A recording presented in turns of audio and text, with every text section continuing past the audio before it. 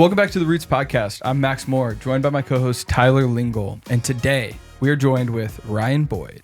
He's an Indianapolis real estate operator who's built multiple businesses and now lives an incredible lifestyle of travel, flexibility, and freedom. Ryan didn't get here overnight. He delayed gratification early, reinvesting, living below his means, and going deep on credit card hacking. Today, Ryan's breaking down the secrets on how to travel, live below his means, and genuinely just break into the game. So Ryan, let's get into the juicy nitty gritty. What's the craziest thing you've been able to hack with your money? So we were just talking about this earlier. I ended up booking a flight to Japan, 2 flights actually for my girlfriend and I, and we were able to get $30,000 first class tickets for the total of $400 in credit card points. Holy No way. crap. How do you do that? How far do you want me to go? I mean, I think a lot of times, down. let me think. Most people, when you use your credit card points, you might redeem it for cash or you might put it on Amazon, something like that. The real way to get value out of your credit card points is that there's a way to transfer them to airline partners into miles. So if you transfer, say you have Amex points, and you want to transfer them over to, say, the carrier that you want to book with. For me, it was Japan Airlines. So I transferred a whole bunch of points over to Japan Airlines. Then I booked a reward seat ticket, is what they're called. And that's kind of like a really cool way to travel hack, get a really expensive flight for something that I would actually pay for. how did you start generating the points? Well, through my business spend, I open up credit cards, I close credit cards. I'm a nerd. I'm a total nerd, to be honest. It's so much. Business credit cards. And personal. And personal. Both. Yeah. Because, one way that I accumulate points, and this isn't good for everybody, but you can open up business credit cards. They'll have, a minimum spend that you need to make. And then sometimes if I'm doing a flip, I'll use appliances to meet the minimum spend. Or sometimes as an agent, you can actually pay your taxes with your credit card. And you can get crazy sign-up bonuses by paying taxes with your credit card. You incur some fees, but sometimes, depending on who you are, it might be worth it. Yeah, I was just looking last week. There's a new Chase Sapphire business. It's like they're bringing that into the business world. I think they tried with the Premier. It flopped. It was cashback only. And the new Sapphire has I think you spend maybe 10 grand or it's not very high. And it's like 200,000 points. It's a substantial amount. Yeah, and you can keep opening cards over time. Chase has a really good one with Chase Inc. They're usually 0 fee cards. You can open up a decent amount of them, earn their welcome bonuses. So yeah, there's a lot of ways to make points. If I was just trying to get in and I was Tyler and I'm like, debt, scary, Dave Ramsey is God, which card should I get first? I mean, full disclosure, if you're getting any credit cards, make sure that you can pay down the balance in full. Full stop, period. Interest is never worth it, ever. Never getting into credit card debt. So if you have the ability to do that, then I recommend considering it. Pause. A quick break from the episode. The lender you choose will make or break your experience. That's why our team at Roots consistently works with Renato Lima from Approved Mortgage. He communicates clearly, moves quickly, and understands both retail and investment loans at a high level. When my guy Renato's on the deal, things move steady. When you get serious about buying, click the link in the description and contact Renato today. Your question was, which card? Which card? I would say if you're a travel junkie and you want a card that basically pays for itself every single year, the Capital One Venture X is probably the best card in the market. You get TSA PreCheck, you get credits for global entry, you get access to the Capital One Lounge Network, priority lounges. So those people that are staying in the fancy lounges in the airports, a lot of times they might have a Capital One card or an Amex card that gets them access into those lounges. Yeah. Shout out Aunt Kelly. She got me into credit cards. I actually went on my honeymoon completely for free to Italy. We were there for 3 weeks, completely free. And she goes to Vegas once a month or whenever she wants to go on a cruise. She'll go to Vegas, stay at the Venetian, has to gamble for like a day or so. And however that works, she'll get an offer to go on whatever cruise line. And then she'll use points to get there. She goes for free and she travels. She traveled, I think, 6 times across the pond last year.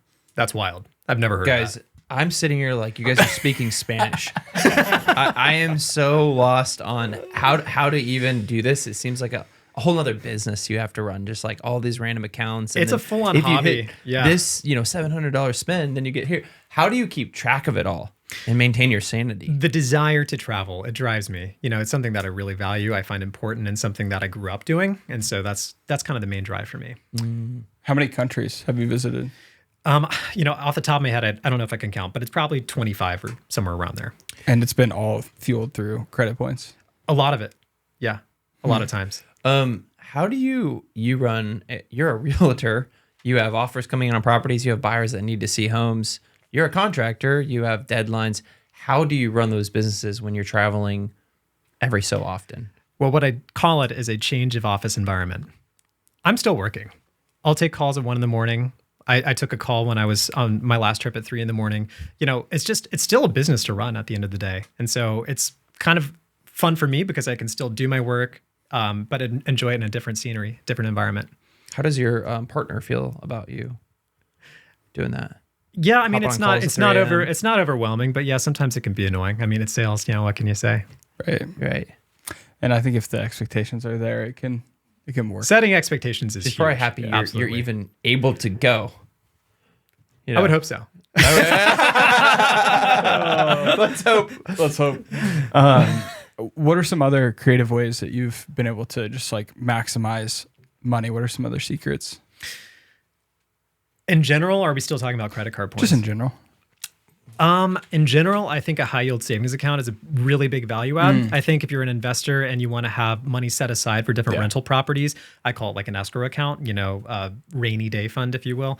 Throw in like an accessible high yield savings account that earns 3.5% or 4%. I think that's a great way to just park your money that needs to be available to you quickly, rather than tying it up in a stock or, not financial advice, just whatever you want. But that's one that I like. I will totally give financial advice. SoFi is a great partner to, it's so easy. If you like the infrastructure of the big banks and being able to have the platform, because I think the platform of logging into the app and accessing money very quickly is important. And a lot of the banks that have high yield savings account become like clanky. I think Capital One has a pretty good one. But SoFi for me has been just as easy as transferring from my one Chase checking account to the other Chase. It's like just an extension. Yeah. So in the description below, I'll have a affiliate link that you can sign up. No, this guy put me on SoFi, and our whole team's on SoFi. You can't sign up with a business, but if you're a single S corp, you can use it as your business account. Interesting. So all of my commission funds and revenue from our real estate business goes into the checking, and then I oftentimes transfer it into the savings. And yeah, it was like 5% for a while. Now it's at 3.75. It's a great platform. Right. I mean, it's just a daily rate, which is at 3.4 currently. Yeah, because when I transfer mine, it's like a 2-3 business day lead time typically before I get the funds into my account. So I might, as long as it's a banking day, it's pretty quick. Wow. What is besides high yield savings, what does the average person need to be doing with their money, personal finance, that you would suggest? Well, we've kind of hit this nail on the head a couple of times. I think delayed gratification is huge. I think living below your means is extraordinarily important and one of the most powerful tools. If you can't increase your income, decrease your expenses, right? How else are you going to be able to buy a house with no money? So I think it's really important to find yourselves a good way to have a savings spread in any way possible, whether it's house hacking, whether it's having roommates. There's a lot of different ways that you can save on funds. If you can live with your parents, if you have the ability to do that, highly recommend. Set yourself up now for what you want your life to be in the next 20 years, and if you start those steps from, day one, it's going to be a lot faster the sooner you start. And I think you have to just take the risk, right? At some point, you got to just jump in the deep end. Absolutely. And fall off the cliff. If you're sitting on the cliff, just jump. I remember I caught a lot of flack from my friends that I still lived with my parents at the time. And, for me, it was still the long-term goal, like the long-term plan. And so I just took advantage of what was available to me at the time, and that's how it got myself started. Do you have any side hustles?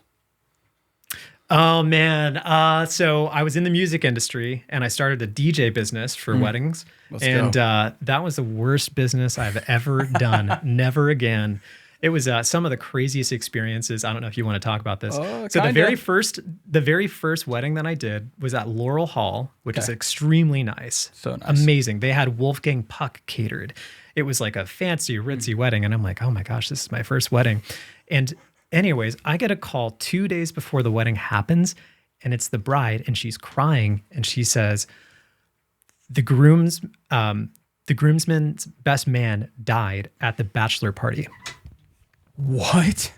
This is 2 days before the wedding. That's horrible. 2 days before the wedding. And I was like, do you need me to cancel? Do you need me to change up the whole, whatever, what do you want me to do? And none of the caterers would cancel anything. And so they just went forward with the wedding. And that was my first wedding I ever did. Talk about a rain cloud. Traumatizing. Over the whole wedding. Imagine having to MC that. And I hate to can ask, we get one for the bride and groom? How did he die? Well, it's just unbelievable. They were go-karting and he had a heart attack. Wow. Yeah. That is awful. I should not be laughing. I'm sorry. Wait, let me do it back to you. Why are you laughing? No cut. Oh, good. That is not funny at all. I just go-karting heart attack is insane.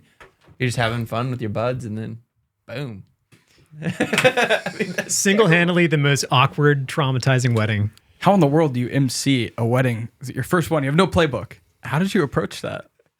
I fibbed it in every way possible. I just kind of matched the vibe, and the vibe was very awkward. So I was very awkward. What am I supposed to do? Welcome the bride and groom. Like, there's like this big elephant in the room. You guys ready for the funeral? The wedding's today. The funeral's on Wednesday. Oh, that's so rough. Was that really how it was going? I mean, I don't know. I mean, that's it. I'm just playing around. Crazy stuff. I think you should still be in the DJ business, be dominating it. Forget all your flips. No, I'm totally kidding. I'm glad you're in the real estate industry. But to kind of cap this off, what is a trip coming up that's exciting you? Well, I have a trip coming up to Costa Rica next month. So I'm really excited to get out of the cold weather. It should be a really fun time. Booked it with credit card points, of course. Let's go. So yeah, staying in probably a $20,000 stay for about $2,000 out of pocket. Bro, I studied abroad there. You will Costa Rica, love it. It looks amazing. Yeah, you're going in the dry, sunny season. Is it the other half of the year? Yeah, I heard it's pretty good that time of year. Yeah, you'll love it. Go to Volcano Arenal. It's a cool area. A lot of zip lining. Well, shout out to ChatGPT because that helped me figure out when the dry season was. But to kind of wrap this all up, I mean, the reason I've not been able to do this for much of my life, I spent years and years delaying gratification. I saved every single dime that I possibly could. I lived at my mom's house for a while. All of that kind of led up to me to be in a place where I can do that, and that's maybe not for everybody, but I guess that's an example of where you can get to if that's something that you're aspiring to do. Mm-hmm. Dave Ramsey always says, if you want an abnormal life, you have to do abnormal things. Exactly. You've proven that. And the boats will rise all tides. This has been another Roots podcast. Make sure to like and subscribe.